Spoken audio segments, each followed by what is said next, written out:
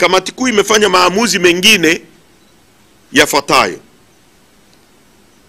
Kamati kuu kwa mamlaka yake imewateua kukaimu wanachama wafuatao kushika nafasi za uongozi za chama kama ifuatavyo.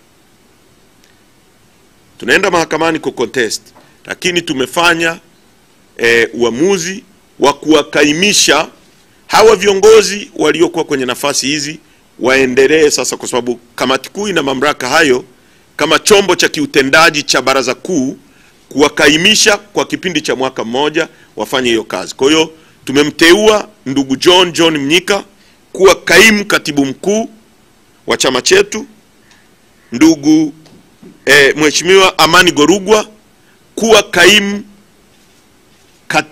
naibu katibu mkuu wa chama upande wa bara.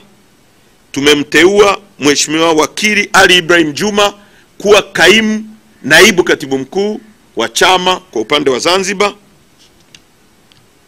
Kamati kuu pia kwa kutumia kifungu cha 7716B ya katiba ya chama toleo la mwaka 2006 kimemteua ndugu CPA Tito Kitalika, CPA ya kweli, sio ya makara. Mkimsikia Tito Kitalika anazungumza, unaelewa kuna CPA ya ukweli iko Chadema, certified public account. Lazima unapozungumza vitu reflect akili yako. Sasa unazungumza unasema una degree 3, akili ya darasa la kwanza, watu wanakushangaa. Sasa ukimsikiza Tito Kitalika anazungumza, unaona elimu, unaona busara, unaona uelekeo, unaona akili.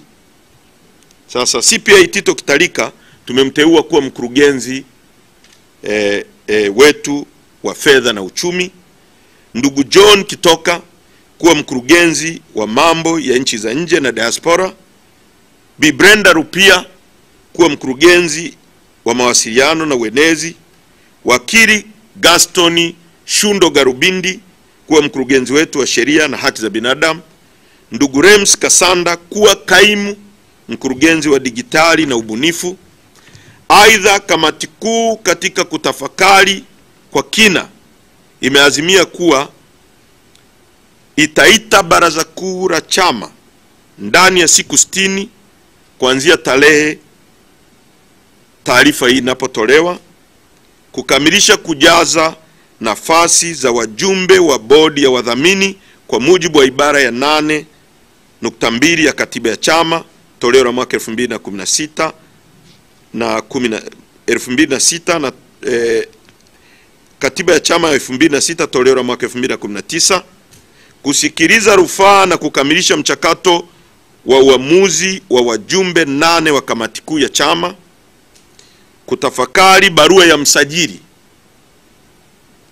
Tukapoita baraza kuu litapitia tena, kwa sababu ni chombo cha juu zaidi ya baraza kuu, tutapitia barua na kujadili barua ya msajili ya tarehe 27 Mei, kufanywa tathmini ya operation ya no reforms no election, kwa sababu tutakuwa tumemaliza ziara ya nchi nzima na baraza kuu litakapokuja litatoa kauli ya mwisho ya chama chetu na mwelekeo tutakaochukua kama serikali itakuwa haijasikiliza.